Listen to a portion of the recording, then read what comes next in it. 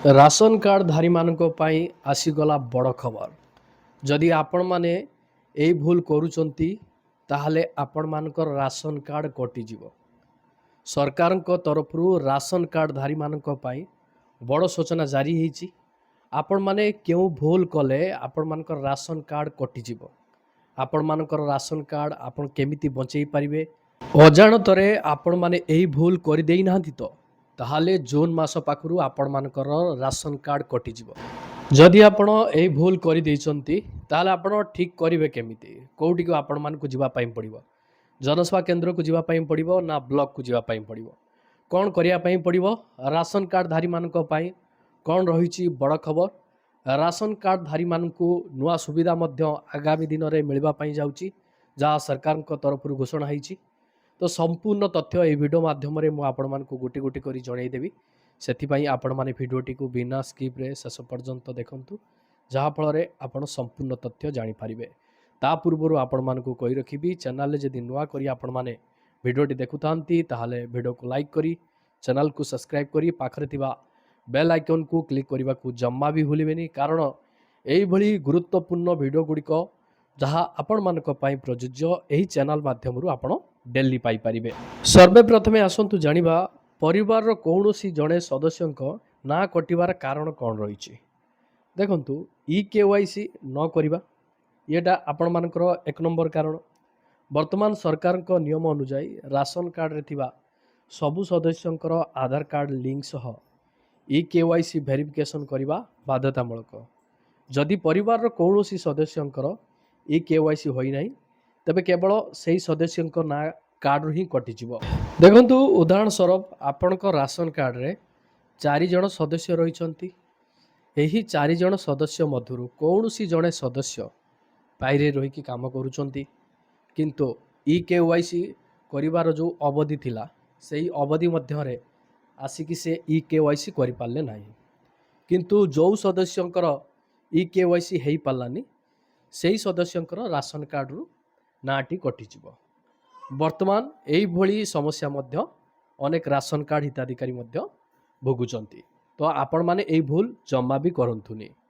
ଯଦି ଏହି ସଦସ୍ୟ ପୁଣି ଥରେ ରାସନ କାର୍ଡରେ ଯୋଡ଼ି ହେବା ପାଇଁ ଚାହୁଁଛନ୍ତି ତାଙ୍କୁ ଗୋଟିଏ ଆପ୍ଲିକେସନ୍ ଦେବା ପାଇଁ ପଡ଼ିବ। ଆପ୍ଲିକେସନ୍ ଦେଲା ପରେ ଆପଣଙ୍କର ନାମଟି ଆଡ଼୍ ହେଇଯିବ, କିନ୍ତୁ ଏଇଟା କରିବା ବହୁତ ସମସ୍ୟା ମଧ୍ୟ ହେଉଛି। ନାଁ କଟିବାର 2 ନମ୍ବର କାରଣ ହେଉଛି ଝିଅଙ୍କ ବିବାହ ହେବା। ଦେଖନ୍ତୁ, ପରିବାରର କୌଣସି ଝିଅଙ୍କର ବିବାହ ହୋଇଗଲା ପରେ ନିୟମ ଅନୁଯାୟୀ ତାଙ୍କ ନାଁ ତାଙ୍କ ପିତାଙ୍କ ରାସନ କାର୍ଡରୁ କଟି ଶ୍ୱଶୁର ଘର ରାସନ କାର୍ଡରେ ଯୋଡ଼ିବାକୁ ପଡ଼ିଥାଏ। ଏଥିପାଇଁ ପୁରୁଣା କାର୍ଡରୁ ନାଁ କାଟି ଦିଆଯାଏ। ଦେଖନ୍ତୁ, ବେଳେବେଳେ କ'ଣ ହେଇଥାଏ ନା, ଝିଅମାନେ ଗୋଟିଏ ଜାଗାରୁ ଆଉ ଗୋଟେ ଜାଗାକୁ ମ୍ୟାରେଜ୍ କରନ୍ତି, କିନ୍ତୁ ଅବହେଳାବଶତଃ ରାସନ କାର୍ଡର ଯେଉଁ ତାଙ୍କ ବାପାଙ୍କ ରାସନ କାର୍ଡରୁ ନାଁଟି କଟି ନଥାଏ। ତାପରେ ଯେତେବେଳେ ନାଁଟି ସେ ରାସନ କାର୍ଡରୁ କଟିଥାଏ, ଆଉ ସେତେବେଳେ ଯଦି ନୂଆ ରାସନ କାର୍ଡ ଆପ୍ଲାଏ କରିବା ପାଇଁ ଆପଣ ଚାହିଁବେ ସେତେବେଳେ ଆପଣମାନଙ୍କର ଟିକେ ବିଳମ୍ବ ହେବ। କିନ୍ତୁ ଯଦି ଆପଣ ଡାଇରେକ୍ଟ ଆପଣଙ୍କ ପିତାଙ୍କର ରାସନ କାର୍ଡରୁ କାଟି ଶ୍ୱଶୁର ଘର ରାସନ କାର୍ଡକୁ ଆପଣଙ୍କର ନାମଟିକୁ ଟ୍ରାନ୍ସଫର କରିଦେବେ, ତାହା ସହଜ ହେଇଯିବ। ସବୁଠୁ ଗୁରୁତ୍ୱପୂର୍ଣ୍ଣ କଥା ହେଲା, ସଦସ୍ୟଙ୍କର ମୃତ୍ୟୁ ହେବା ପରେ ରାସନ କାର୍ଡରୁ ତାଙ୍କ ନାମ ଆପଣମାନଙ୍କୁ କାଟିବାର ଅଛି।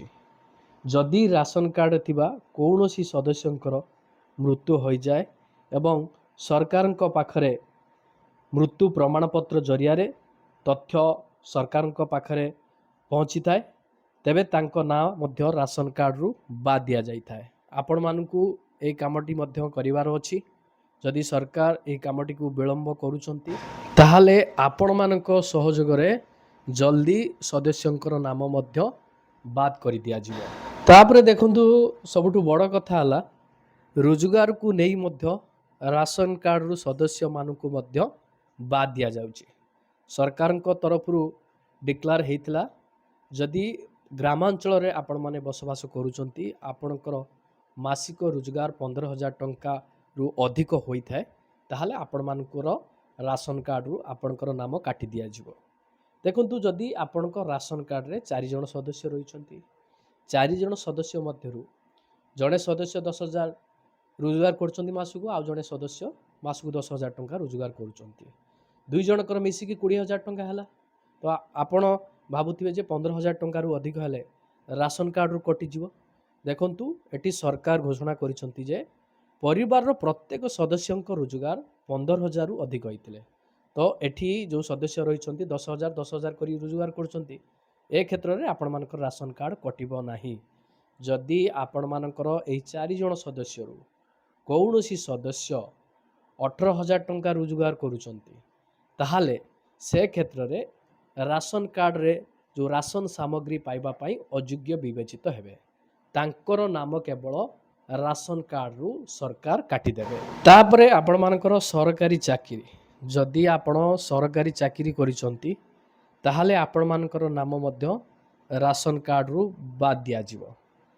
ଦେଖନ୍ତୁ ପରିବାରର କୌଣସି ସଦସ୍ୟ ଯଦି କେନ୍ଦ୍ର ସରକାର, ରାଜ୍ୟ ସରକାର, PSU ବା ସ୍ଥାନୀୟ ନିୟାମକରେ ନିୟମିତ ଚାକିରି କରନ୍ତି, ତାହେଲେ ସେହି ସଦସ୍ୟଙ୍କୁ ରାସନ କାର୍ଡ଼ରୁ ବାଦ୍ ଦିଆଯିବ। ଦେଖନ୍ତୁ ସବୁଠୁ ଗୁରୁତ୍ୱପୂର୍ଣ୍ଣ କଥା ହେଲା, ଯଦି ଆପଣଙ୍କ ପରିବାରର କୌଣସି ସଦସ୍ୟ ସରକାରୀ ଚାକିରି କଲେ, ଆପଣମାନେ ତୁରନ୍ତ ଯାଇ ତାଙ୍କର ନାମ କାଟିଦେବେ ରାସନ କାର୍ଡ଼ରୁ।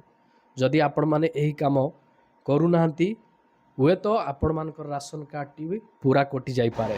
ଆପଣମାନଙ୍କର ପରିବାରର ଯେକୌଣସି ସଦସ୍ୟ ରାସନ କାର୍ଡ଼ର ଯେଉଁ ଯୋଗ୍ୟତା ମାନଦଣ୍ଡ ଗୁଡ଼ିକ ରହିଛି, ଯଦି ସେଥିରୁ ସେ ବାଦ୍ ପଡ଼ି ଯାଉଛନ୍ତି, ତାହେଲେ ଆପଣମାନଙ୍କର କାମ ତୁରନ୍ତ ସେ ସଦସ୍ୟଙ୍କୁ ବାଦ୍ ଦେବା। ଯଦି ଆପଣମାନେ ଅବହେଳା କରୁଛନ୍ତି, ହୁଏତ ଆପଣଙ୍କ ରାସନ କାର୍ଡ଼ ପାଇଁ ବିପଦ ସୃଷ୍ଟି କରିବ। ଆପଣ ବେଳୁ ଥାଉ ଥାଉ କାହିଁକି ସାବଧାନ ହେବେନି। ତାପରେ ଆପଣମାନଙ୍କର ଆୟକର, ଯଦି ଆପଣମାନେ ଇନକମ୍ ଟ୍ୟାକ୍ସ ଦେଉଛନ୍ତି, ସେ କ୍ଷେତ୍ରରେ ମଧ୍ୟ ଆପଣମାନଙ୍କର ରାସନ କାର୍ଡ଼ କଟିଯିବ। ଦେଖନ୍ତୁ ଯଦି ପରିବାରର କୌଣସି ସଦସ୍ୟ ଆୟକର ପ୍ରଦାନ କରନ୍ତି, ତେବେ ତାଙ୍କର ନାମ ରାସନ କାର୍ଡ଼ରୁ ବାଦ୍ ଦିଆଯିବ। ଆପଣ ଭାବୁଥିବେ ଯେଉଁ ସଦସ୍ୟ ଇନକମ୍ ଟ୍ୟାକ୍ସ ଦେଉଛନ୍ତି, ତାଙ୍କର ନାମ ବାଦ୍ ପଡ଼ିବ ନା ପୁରା ରାସନ କାର୍ଡ଼ଟି ଆପଣମାନଙ୍କର କଟିଯିବ।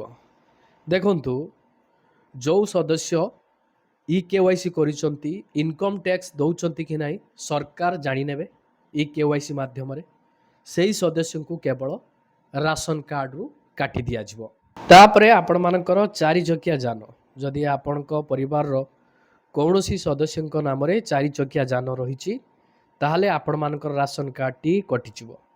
କେମିତି ନା ଯଦି ପରିବାର ପାଖରେ ନିଜସ୍ୱ 4 ଚକିଆ ଗାଡ଼ି, ଯେମିତି କାର୍ କିମ୍ବା ଜିପ୍ ରହିଛି, ବ୍ୟବସାୟିକ କାର୍ଯ୍ୟ ପାଇଁ ବ୍ୟବହୃତ ଗୋଟିଏ ମାତ୍ର ଟ୍ୟାକ୍ସି ବା ଅଟୋ ଛାଡ଼ିକି ଆଉ ଯଦି ଆପଣମାନଙ୍କର କାର୍ କିମ୍ବା ଜିପ୍ ରହିଛି, ସେ କ୍ଷେତ୍ରରେ ଆପଣମାନଙ୍କର ରାସନ କାର୍ଡ଼ଟି କଟିଯିବ।